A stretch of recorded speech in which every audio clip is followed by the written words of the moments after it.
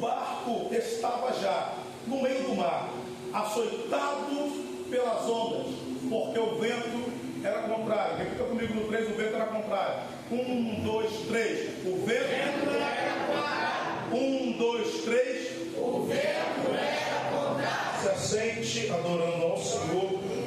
Me dê alguns minutos da sua atenção. Será o suficiente para a gente conseguir ministrar a poderosa palavra. O texto em que nós fizemos leitura, o Evangelho que Mateus escreve, o seu capítulo 14, ele se inicia contando quando João Batista foi morto. E o texto diz que quando João Batista foi morto, seus discípulos foram até Jesus. E quando nós olhamos para esse texto, nós sabemos que o mesmo texto escrito em Mateus 14, ele também está escrito em João capítulo 6, a mesma história. Só que João, com um pouco mais de detalhes, né, ele vai dizer que eles estão voltando de uma viagem missionária. Jesus está voltando junto com alguns discípulos, estava cada dois para lá pregando, e eles se reúnem agora para poder contar como foi a experiência de cada um. E João, com mais detalhes, diz que eles estavam cansados porque voltaram de viagem.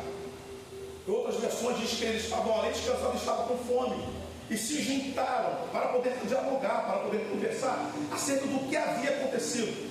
E o texto diz que quando eles estão conversando, dialogando, vai chegar um discípulo de João e falar para Jesus que João Batista foi morto, foi decapitado. O texto diz que Jesus, no mesmo instante, ele entra dentro de um barco, ele vai se apartar daquela multidão, porque Jesus ele era 100% homem e ele é 100% Deus.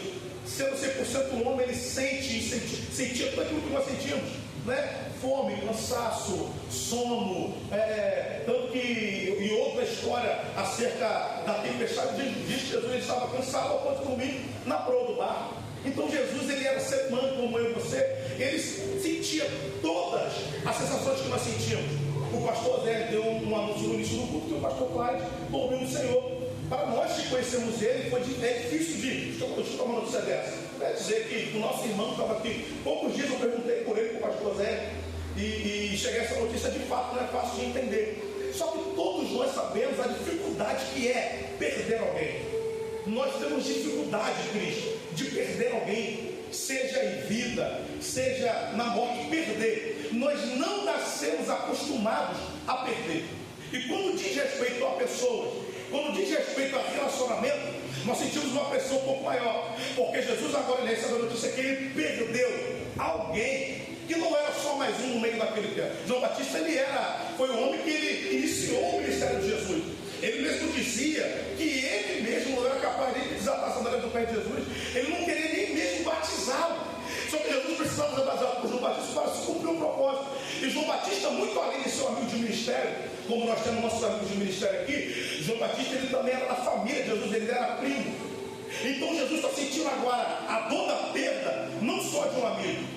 O próprio Jesus vai dizer acerca de João Batista que ele é o maior de todos os profetas. E quando nós fazemos essa analogia com uma galeria de quem foram os profetas para quem é João Batista, nós tentamos entender por que Jesus disse que ele era o maior. Porque quando se fala de profeta, nós logo vamos lembrar de Elias, de Eliseu, de Isaías. Nós vamos lembrar de diversos profetas que fizeram diversos milagres. E quando nós vamos comparar, né, o profeta Elias com o profeta João Batista, a primeira coisa que nós fazemos era comparar o que ambos faziam. Porque o nível de comparação que nós usamos não é acerca de caráter, mas geralmente nós comparamos acerca do que cada um fazia, acerca do que cada um entregava para o rei. E quando nós olhamos para Eliseu, quando nós olhamos para Elias, nós vemos que Elias ele falou: olha, segundo a minha palavra, durante 3 anos não vai chover, e não choveu. Agora, quando ele repara o altar, ele ora ao Senhor. A Bíblia diz que desce o fogo do céu, consome o local, e ele vê uma pequena nuvem e volta a chover. Quando nós olhamos para o profeta Eliseu, nós vemos que ele vai dar uma ordem para uma mulher: olha, entra para dentro da tua casa, fecha a porta, pega as vasilhas emprestadas, porque vai jorrar azeite. Então nós geralmente comparamos os profetas com os feitos que eles têm. Todos nós que estamos aqui, tanto Natan, Saulo, pastor Jonas, qualquer um de vocês que for questionado acerca do nosso respeito, geralmente alguém vai falar acerca das nossas qualidades ou dos nossos defeitos, mas sempre vai apontar os nossos feitos. vai trazer para a característica própria, mas sempre vai linkar a ideia, quando alguém te pergunta acerca de alguém, aquilo que a pessoa costuma fazer. Nós, seres humanos, é assim. Então, quando Jesus diz que João Batista, ele foi maior de todos os profetas, nós não podemos comparar apenas com os milagres visíveis que a Bíblia descreve dos profetas. Porque olhando para João Batista não abriu uma vermelha igual Moisés. João Batista não ressuscitou filho de ninguém. João Batista, ele não multiplicou nada. Então, Natan, qual que foi o milagre que João Batista fez a ponto de Jesus dizer que ele foi maior do que todos os profetas? João Batista entendia uma verdade. Qual que é a verdade? A intensidade do chamado dele. Porque nós não somos medidos com aquilo que nós fazemos. Nós somos medidos de acordo com a intensidade que nós entendemos do nosso ministério. E João Batista entendia tanto qual que era o ministério dele, que a mensagem que ele abriu o ministério dele foi a mensagem que ele fechou o ministério. Natan, qual que é a mensagem? Arrependei-vos, pois é chegado o reino dos céus. João Batista, ele mantém uma fidelidade que nós temos dificuldade. E hoje eu preciso tratar com você acerca de uma ideia que Deus ministrou no meu coração, acerca da caminhada cristã. E eu não sou muito bom para poder colocar tema em mensagem, mas se eu pudesse botar um tema nessa mensagem, isso vai ser acerca da caminhada cristã. E João Batista entende a intensidade do que foi confiado. João Batista, independente de onde ele estava, no deserto, perto de Herodes, a mensagem era a mesma. Natan, qual que era a mensagem? Arrependei-vos, pois é chegado o reino dos céus. Mas ele não foi reconhecido simplesmente por a mensagem que ele pregava de arrependimento. Então, Natan, por que ele foi conhecido como o maior de todos os profetas? Porque no ministério de João Batista, ele não se preocupou em fazer cego enxergar, ele não se preocupou em fazer paralítico andar, ele não se preocupou em fazer surdo ouvir, ele não se preocupou em fazer mudo falar. E sabe qual era a preocupação de João Batista? Foi o que a pastora Mônica pregou semana passada: arrancar uma alma do inferno. E não tem, pastor José, não tem milagre maior do que quando um pecador se arrepende. Não existe. Porque certa feita eu estava aqui na igreja, veio um rapaz aqui na frente, que ele estava com uma doença muito grave. E quando o pregador acabou de pregar, chegaram diante daquele pregador e falou assim: olha por esse rapaz, olha por ele, porque ele está doente, ele precisa ser curado. O pregador olhou bem dentro dos olhos dele, eu estava aqui na frente do altar, ele olhou bem dentro dos olhos daquele moço e falou assim: qual é o teu problema? O rapaz falou o problema de saúde. O pregador falou assim: eu posso até orar para Deus te curar, e Deus tem poder para te curar, mas não me importa orar para Deus te curar se Deus não te salvar. E o pregador olhou para aquele rapaz e falou assim: eu posso até orar por você, mas se a partir de hoje você aceitar Jesus. Aquele rapaz levantou a mão, aceitou Jesus, e sabe qual que é o desfecho da história? Ele não foi curado, ele dormiu na eternidade, mas muito além de estar com um corpo físico bom, é o corpo glorioso que ele tem na eternidade. E eu trago uma mensagem nessa noite para nós que estamos aqui acerca da intensidade do chamado que Deus nos confiou. Vamos lá. E quando Jesus recebe a notícia da morte de João Batista, Jesus deseja se apartar da multidão, e com todo direito, porque ele vai sentir agora o peso do luto. Ele entra dentro do mar, ele se aparta da multidão. Natan, qual que é o momento de Jesus agora sendo homem? Jesus, ele está cansado, Jesus, ele está com fome, e Jesus assiste a toda a perda de alguém. Mas é Jesus cansado, com fome no luto, ele entra dentro do barco, junto com os discípulos, ele atravessa para poder ficar um pouco sozinho, ficar um pouco à parte. A multidão vendo aonde Jesus estava indo, a Bíblia diz que eles correm a pé e chegam primeiro de Jesus do que ele que estava no barco. Quando Jesus chega naquele barco, ele vê aquela multidão, ele olha para aquela multidão. A Bíblia diz, você leu comigo, que ele se moveu de uma íntima compaixão, olhando para aquela multidão, e começou a curar os enfermos. Aí João fala que ele começa a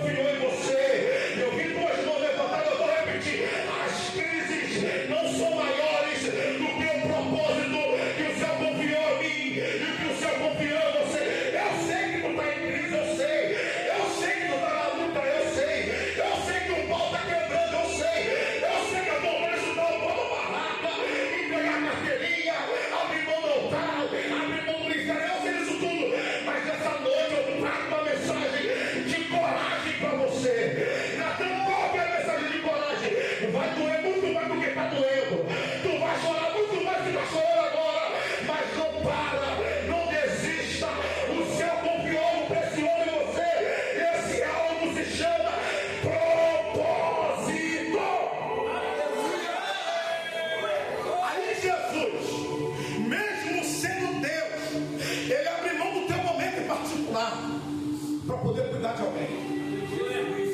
E sabe qual que é a maior loucura? É que às vezes a gente também está assim. A gente entra nesse culto aqui de domingo. A Deise louva igual o louvor, Deus se manifesta.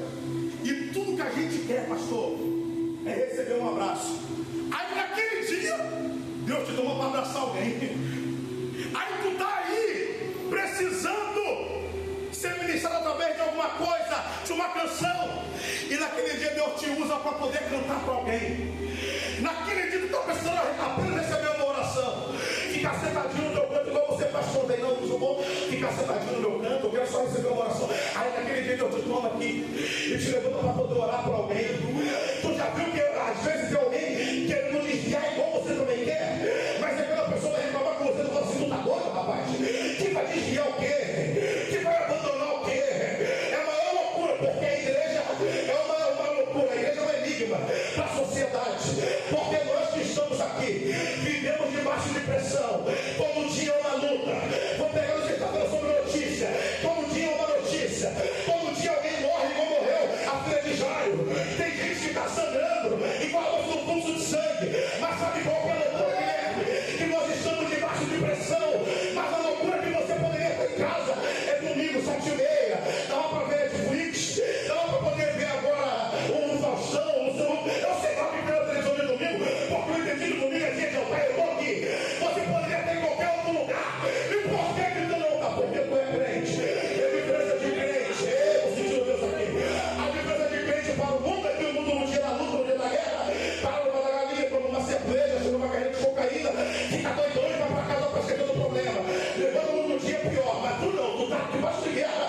Mas é para cá que você vem. Porque debaixo de uma palavra liberada nesse altar, a tua vida toma rumo. Quando alguém canta, agora vem, tu sente aquele peso saindo na tua história, tu sai andando até mais alto com o nariz em pé. Tu é crente, tu não fica em casa no dia da luta. E sabe qual que é a minha loucura? Que você poderia ter em qualquer outro lugar, mas tu escolheu vir pra cá. Por quê? Porque você entendeu que as lutas não podem paralisar o propósito de Deus ter na tua vida. E se você puder levantar as suas mãos aos céus, eu sinto Deus aqui no texto da palavra, que eu prego nessa luz, levanta as suas mãos o mais alto que você pode, porque eu sei que tu está cansado, tu está cansada, tem tudo que tu não olha, mas não é porque tu é frio, não, é porque a outra está te sufocando e não consegue nem abrir mais a boca. Mas ainda bem que você veio hoje, porque Deus usa a minha boca para poder dizer para alguém: é no meio desse vale, é no meio dessa luta, que eu vou te usar para sarar, para curar, para transformar, para batizar. É o cinturão para poder dizer: é no meio desse vendaval, aonde tu quer parar, ele vai te levantar para reanimar quem está caído.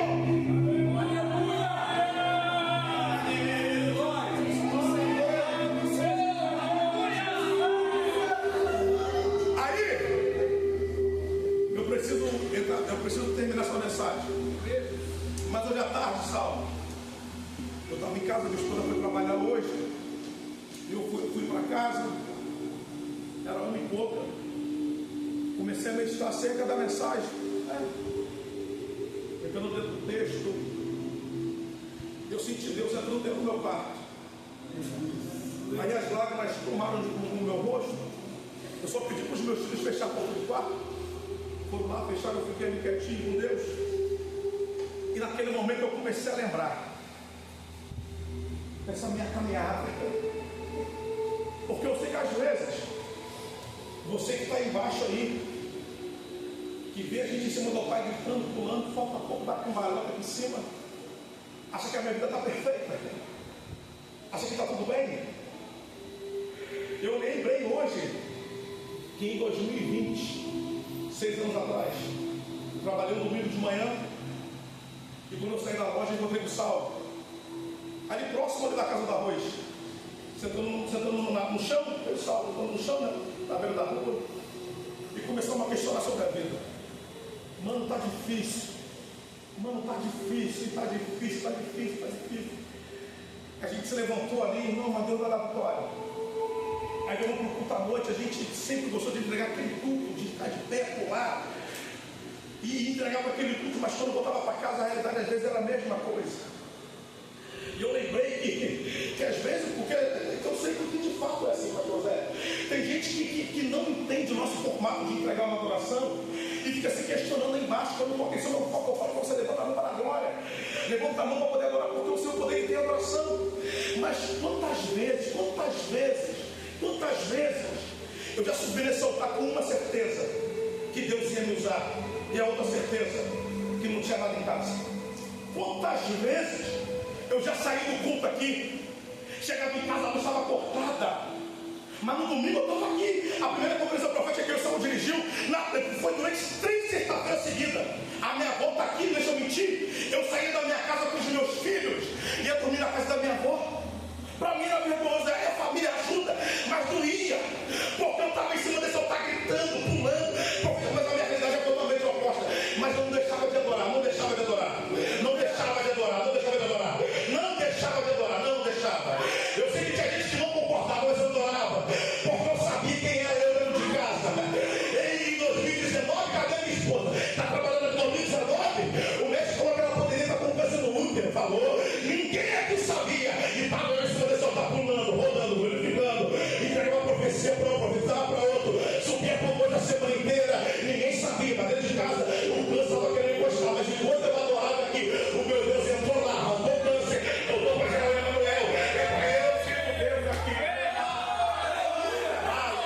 Eu estou te falando isso porque você precisa entender o que é a caminhada cristã. Quantas vezes a Maria Clara tinha que fazer o meio de dia para a gente ter o que jantar de noite. A gente via porque ninguém sabia.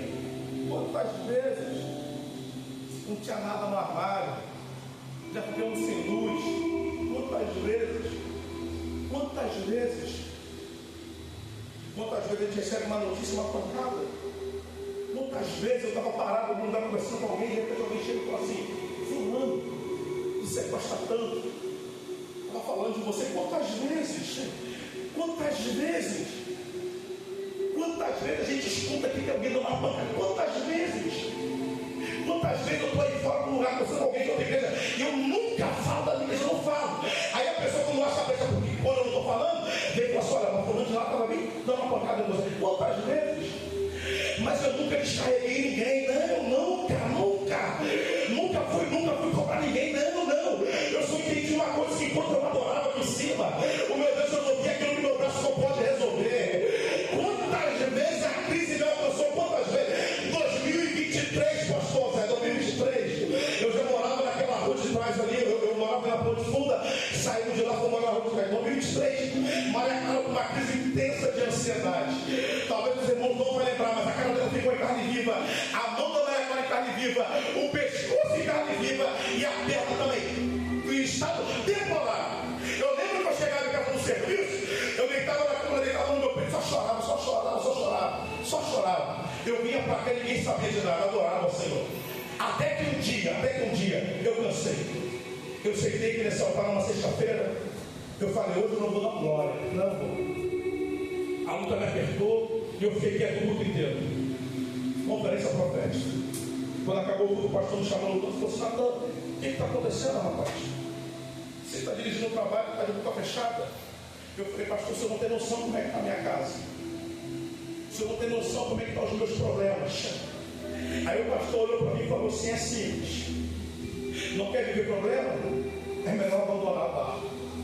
E naquele dia Deus me deu uma mensagem que eu preguei aqui há 1 mês, 4 dias atrás, acerca de Naamã, do ferido que estava na guerra. Aquele dia Deus me deu aquela mensagem, porque não dependia das minhas condições, não me interessava como é que estava a minha casa, porque enquanto eu adorava aqui, o meu Deus entrou lá dentro da minha casa, arrancou a ansiedade da minha esposa, botou tudo no lugar. E eu vim trazer uma mensagem para você essa noite, uma mensagem de esperança, que possivelmente eu estou pregando para alguém que está vivendo um dia da luta, e a vontade é parar, a vontade é desistir, a vontade é abrir mão da vida, abrir mão do ministério, abrir mão da própria família.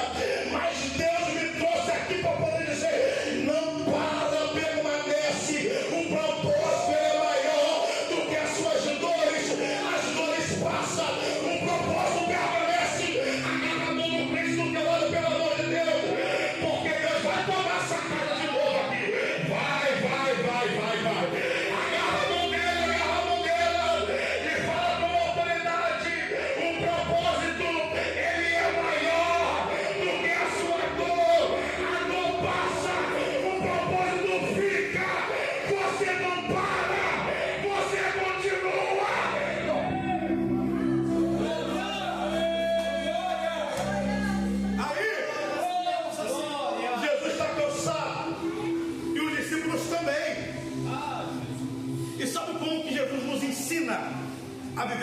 cristã não é da forma que a gente imagina, dando joia, dando sim, não é. Porque Jesus agora ele alimenta uma multidão, faz um milagre, ele com fome, ele dá pão para aquela multidão, porque o ministério é esse, eu estou com fome, mas eu estou preocupado com o pão do irmão. Ele dá pão para aquela multidão, ele dá pão para a multidão. Aí o texto diz, versículo 22, e logo ordenou, em outras traduções, e logo mandou, obrigou os discípulos a entrarem dentro do barco e atravessar para o outro lado. Mas não tem muita lógica, porque os discípulos também estavam cansados. E o texto fala que enquanto Jesus despedia a multidão, os discípulos iam para o barco. Enquanto mandava a multidão para cada discípulo vai para o barco. Porque é aqui que vai. Tem muita diferença no tratamento de Jesus para a multidão para discípulo. Não é a mesma coisa. Multidão ele trata de uma forma, discípulo é outra história, a regra é mais alta. O tratamento não é igual. E se você está vivendo um tempo de pressão, que bom, porque está mostrando que você não é multidão, você é discípulo. Você está vivendo um momento da guerra, isso é muito bom, um bom sinal. E você não é multidão, porque a multidão vem pegar pão e vai embora para casa. O discípulo vem e ele bate pressão. É bem diferente. Aí agora Jesus obriga, pastor, o discípulo está dentro do barco e atravessar para o outro lado. Atravessa para o outro lado. Há uma ordem, entra e atravessa. Só que aqui é onde os discípulos estavam, Pedro, até o destino que eles precisavam chegar, era cerca de 2 horas de barco. E como era o barco naquele tempo? O barco ele tinha vela para o vento guiar e tinha 4 remos, 2 de cada lado. Então se o vento tivesse bom, ia levar o barco tudo bem. Se não, ia só remando e chegaria. 2 horas. Mas agora você imagina, discípulo cansado, sendo obrigado a entrar dentro do barco e remar 2 horas. Parece até que Jesus é mau. Parece que ele é mau. Poxa, porque Jesus está todo mundo cansado.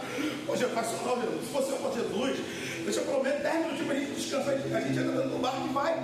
Jesus falou assim, não. A Bíblia diz que ele deu uma ordem. E qual foi a ordem? Entra dentro do barco e atravessa. E Jesus já ficou despedindo a multidão. Acabou de mandar a multidão embora, ele foi orar. E o discípulo está dentro do barco. Quanto tempo que eu falei que era o trajeto? 2 horas.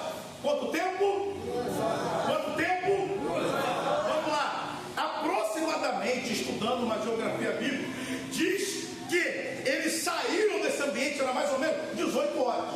6 horas da tarde. Se saiu 18 horas, qual era a hora do destino final? 20 horas. Era exatamente o tempo do nosso culto aqui. Domingo, começar a ser a cada 8. Rápido. Era para entrar dentro do barco 6 horas e sair que horas? 8 horas. Está cansado? Mas pensa comigo. Deu 8 horas e vão descansar. Atravessou, está tudo bem. Mas aí que está, meu irmão. Porque a Bíblia diz que eles entraram dentro do barco. Não sei se foi primeiro com a vela ou se foi com o remo. Mas aí na 4ª vigília da noite, o barco estava parado no meio do mar. E quando a Bíblia fala de 4ª vigília, sabe qual que é o horário aqui? De 3 a 6 da manhã. Um trajeto que era para ser em 2 horas, já tem 12 horas. E de fato na nossa vida é assim. Para todo mundo é fácil, na sua vida é difícil. O que todo mundo faz em um dia, você demora 1 ano, 2 anos. O que todo mundo faz em horas, para você demora meses, anos. O que pessoas comuns fazem rápido, nós demoramos muito tempo para poder construir. Natan, mas Deus ele é um Deus opressor, é um Deus ruim? Não. É porque Ele precisa te ensinar algumas coisas a ser na caminhada. Ele não queria atrasar o discípulo, não queria fazer maldade com os discípulos. Só que Ele precisava ensinar os discípulos que a caminhada cristã é assim. Vai ter dias que vai dar 2 horas, tu vai chegar. Mas vai ter dia que vai dar 12 e tu não chega. Porque 12 horas, pastor, era para eles estar do outro lado. Mas o texto diz que eles estão no meio do mar. Ou seja, eles remaram um trajeto que era para ser nem 2, que era para ser 1 hora, já está em 12 horas. E sabe qual que é a realidade? Que a nossa vida é exatamente assim. E Deus te trouxe, vou nem gritar, vou devagar para você entender. E Deus te trouxe aqui hoje para você aprender algumas lições. Dentro dessas lições, a primeira, aprender a suportar o vento contrário. Porque quando eu olho para esse texto e falo que o vento era contrário, a gente logo quer repreender, irmão. Aí não é repreendido nada, gente. É a própria permissão do próprio Jesus. E o vento era contrário. E quantas vezes a gente toma a atitude certa com a sensação que está fazendo tudo errado? Eles seguiram uma ordem, pastor. Pedro entraram dentro do barco. E quando eles vão remando para frente, porque agora a vela não segura mais. A vela vai empurrar para trás. Tem que fechar a vela e começar a remar. Enquanto eles remam para frente, o vento empurra para trás. Rema para frente, o vento empurra para trás. Quantas vezes não tem sido na nossa vida? De ter tomado a atitude certa, está fazendo certo, mas está dando tudo errado. Porque Jesus precisa nos ensinar acerca da resiliência, a arte de suportar a pressão. Aí agora eles estão dentro do barco, 12 horas remando, e eu me fiz uma pergunta, porque Jesus não estava com eles. Se eles estão insistindo para frente e o vento está empurrando para trás, qual que é o mais lógico assim? Vou deixar o vento levar de volta, vou falar com Jesus. Mais fácil, não era mais fácil, não era mais fácil. Deixa já que o vento vai voltar, deixa o vento trazer o barco de volta, para falar com Jesus, ele resolve. Mas por que os discípulos não voltaram atrás? Por que os discípulos não voltaram atrás? Por quê? Por que não soltou o remo, levantou a vela, deixou o vento levar para trás? Porque a gente faz assim, quando o vento começa a soltar o outro, deixa eu voltar então, deixa ir embora, deixa ir para lá, vamos embora. Não é mais fácil? E por que eles não voltaram? Por conta de um detalhe. E Jesus ordenou. E os discípulos entenderam que Jesus não dá opinião, Jesus dá ordens. O problema é que nós queremos um Jesus de opinião, perguntando o que dá para fazer. Jesus está dando uma ordem para vocês. Ele está dando qualquer ordem. A ordem é permanecer o barco e continua. Jesus não diz para te dar uma opinião como seus amigos, porque desculpa, mas a verdade é que para pedir opinião você pede para qualquer um. Jesus não. Jesus dá ordem, Jesus não dá opinião. Jesus não é o seu amiguinho que está preocupado com como é que você vai reagir quando ele falar alguma coisa. Se a ordem for entra no barco e vai, a ordem é vai. E eu gosto dos discípulos aqui, porque não tinha ninguém falando para eles: olha, não é melhor outra não. Eles entenderam a ordem de Jesus. E na tua qual que é a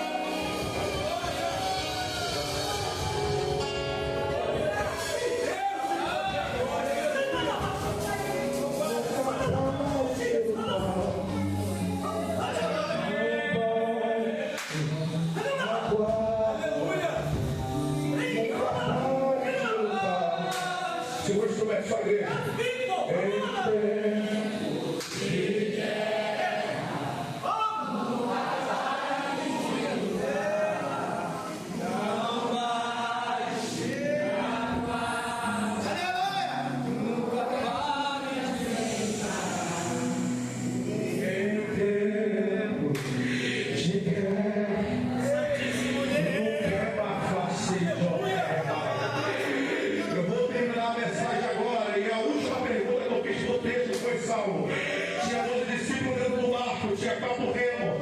Como é que eles faziam? Eles